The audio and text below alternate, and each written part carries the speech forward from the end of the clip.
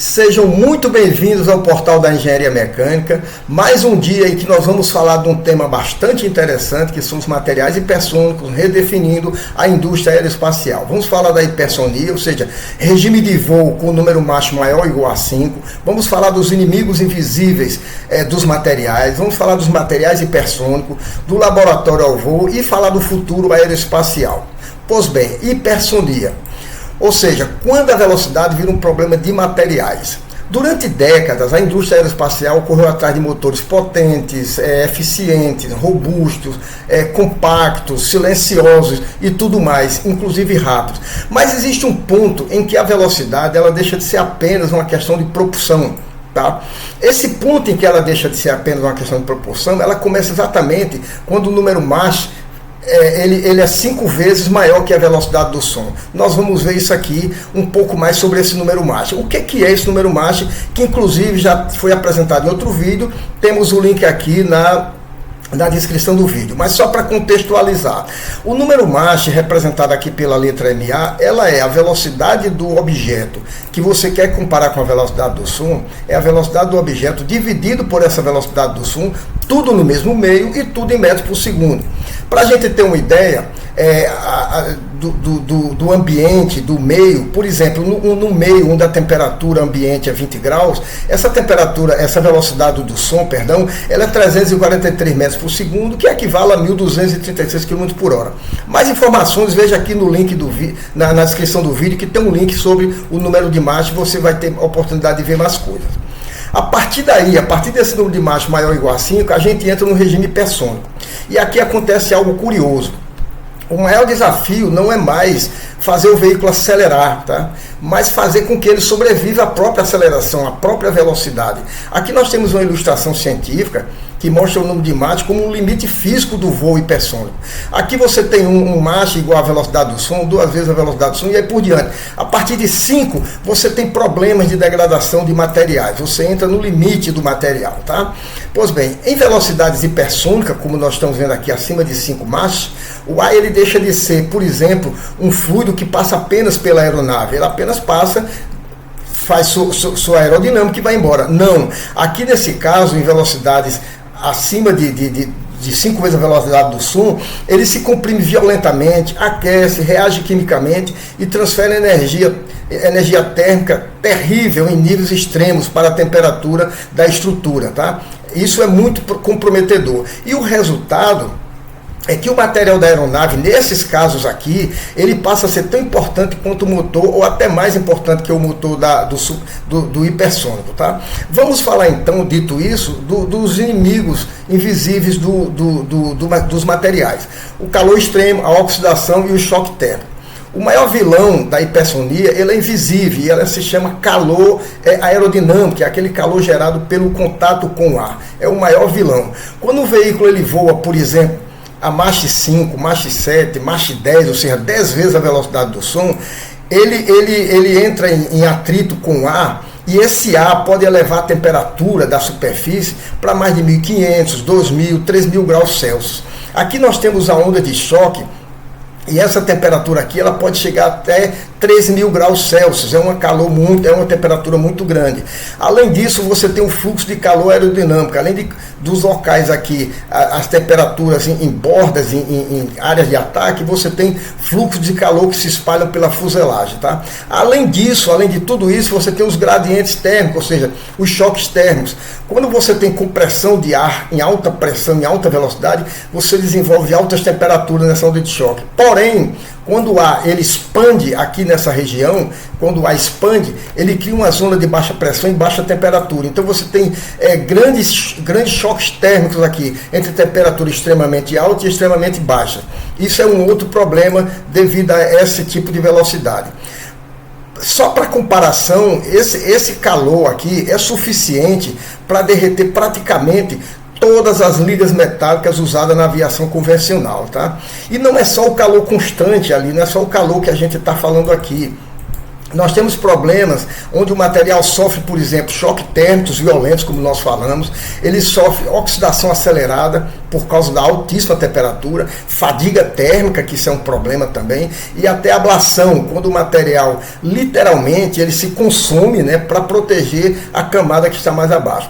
Ablação, na verdade, é uma perda de material por fusão ou vaporização do material. Isso é que se chama de ablação. Materiais comuns nessas situações, eles falham, derretem, racham, oxidam, eles perdem resistência estrutural em questão de segundos, tá? Vamos falar, dito isso, vamos falar um pouco dos materiais hipersônicos. Que materiais são esses? Ou seja, o que está tornando o impossível e levando ao possível. É aqui que entram os materiais hipersônicos. É uma classe de materiais desenvolvida para sobreviver a quase tudo, ou seja, onde nada sobrevive. É uma classe de material que nós vamos apresentar. O primeiro desses grupos mais promissores são as cerâmicas de ultra alta temperaturas, conhecidas como UHTC. Tá? São as cerâmicas. Dentro desse grupo das UHTCs, nós temos o diboreto de zircônio, que é o ZrB2, que tem um ponto aí de ebulição de 3.245 graus Celsius. Aqui nós temos a ilustração da aeronave hipersônica em voo Mach acima de 5, visto em perspectiva. Tá? Então, esses materiais, esse diboreto de zircônio, ele é aplicado tanto na área de nariz aqui do hipersônico, para proteção térmica extrema, como também em bordas de ataque. Essas bordas aqui que vão daqui até essas bordas de ataque da aeronave. Então, essas áreas são as áreas mais afetadas pelo choque. Tanto o nariz como essas bordas aqui, elas têm essa proteção térmica extrema em bordas de ataque através do diboreto de zircônio, que é uma cerâmica de ultra alta temperatura. Ok? Pois bem, essas cerâmicas de ultra alta temperatura, elas podem manter integridade aqui, nesses casos aqui, elas podem ter integridade sob picos de térmicos acima de 3.000 graus por curto períodos, tá? Em ambientes hipersônicos severos, algo impossível para metais. Metais mesmo em curto período, eles derreteriam aqui, eles se degradariam aí, tá? Outro grupo fundamental são os compostos carbono-carbono. O que eu estou falando? Eu estou falando do CFRC, são carbono reforçado com fibra de carbono. Por quê? Porque a matriz, normalmente, dos compostos, elas são polímeros. Aqui não, você tem a matriz de carbono e a fibra de carbono. Então é carbono reforçado com fibra de carbono. É uma cerâmica bastante resistente, de grande estabilidade estrutural em altas temperaturas. E ela reveste essa região aqui de charuto da aeronave. Tá? Em ambientes inertes ou vácuo, no aeroespacial, por exemplo, essas cerâmicas elas suportam de 3.000 a 3.500 graus e não essa limitação até 3.500 graus não é por fusão, porque o grafite, o carbono ele não derrete, tá? Mas é por sublimação do carbono e degradação microestrutural. O que ocorre? Em atmosfera oxidante, a história muda.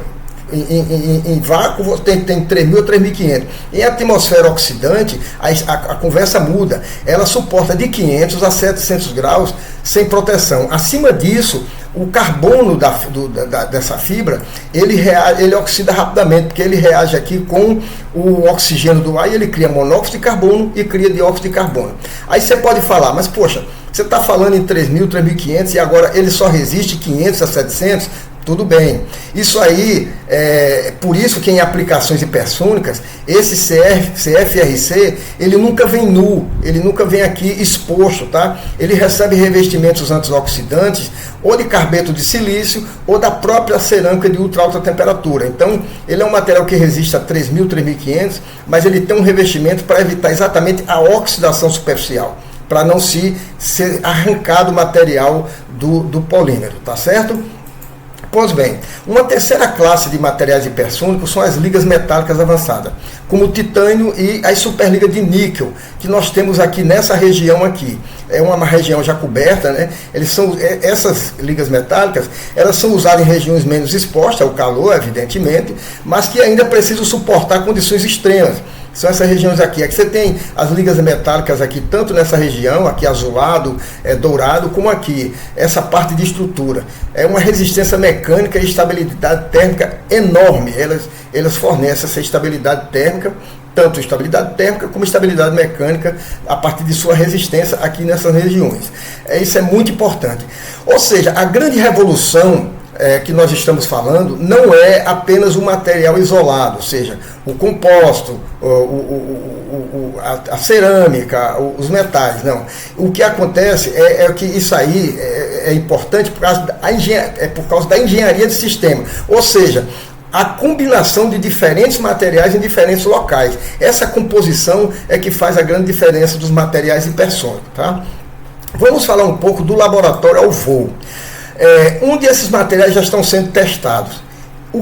Só para contextualizar, isso que nós estamos falando não é coisa que vai acontecer, não é ficção. Esses materiais, eles já estão sendo testados, em alguns casos, voando. Em laboratórios, por exemplo, eles passam por túneis de vento, né, supersônica, que uma simulação de um bico de material sofrendo alta temperatura e grande impacto com o ar. Tá? Aqui são ambientes de teste de materiais. Então, eles passam por isso em laboratório. Passam também por fornos de plasma, tá?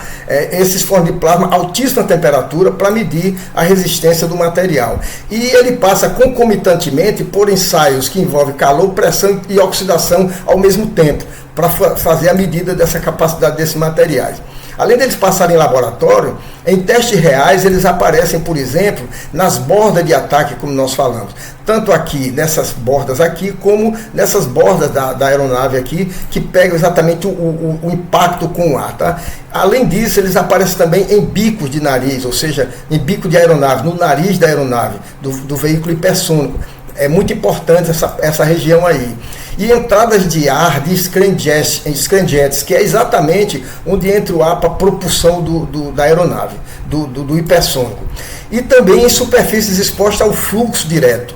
Essas regiões aqui do charuto e essas regiões superficiais onde é exposta diretamente ao fluxo. Tá? E hoje, programas experimentais ao redor do mundo, sejam eles civis e militares, eles já estão usando esses materiais para validar conceitos de voo, sustentação em hipersonia, que são velocidades acima de 5 Mach. Então, eles estão sendo usados nesses casos. O futuro aeroespacial dessas ligas e dessa parte aeroespacial. O futuro. Porque os materiais são a chave da era hipersônica. Por que isso acontece? No fim das contas, o que nós vamos falar é que a hipersonia não será viabilizada por um motor mais robusto, milagroso, silencioso, resistente à temperatura. Não é por um motor dessa forma, mas por materiais capazes de desafiar limites físicos extremos. Porque o problema no espaço são os limites físicos. Sem esses materiais, não há voo sustentado, tá? Não existe voo sustentado. Não há reutilização. O que eu estou querendo dizer? Não se não há reutilização, haverá descarte em apenas um voo, como por exemplo, o voo de um míssil. O míssil vai, cumpre a missão e ele é explodido, ele é descartado. Se não houver esses materiais, não há voo sustentado, nem há reutilização das aeronaves, tá? Também não haverá segurança, porque você não vai ter segurança no voo hipersônico. Sem eles, você tem esse problema. E com esses materiais, você tem possibilidades como transporte ultra rápido intercontinental, você tem novas arquiteturas de acesso no espaço, você tem veículos aeroespaciais mais eficientes e resistentes. Tudo isso, pessoal, a gente está querendo chegar a uma seguinte conclusão, que a indústria aeroespacial, ela está entrando numa era em que a engenharia de materiais não é só coadjuvante, não é só papel secundário, ela é protagonista. Os materiais passam a ser protagonistas das missões aeroespaciais através dos hipersônicos, tá bem? Ok, nós estamos chegando ao final do nosso vídeo. Eu espero que todas essas informações, esse nosso bate-papo, tenha feito algum sentido para você. Se fez, ajuda o nosso portal, deixe seu comentário, seu like, compartilhe o vídeo, comente o vídeo, tá certo? E nós podemos nos ver em outro, a gente vai se ver em outro momento, trazendo mais aqui o que? Informações de tecnologias voltadas para a engenharia. Um bom dia, uma boa tarde, uma boa noite para você. Um grande abraço e a gente se vê em breve. Tchau!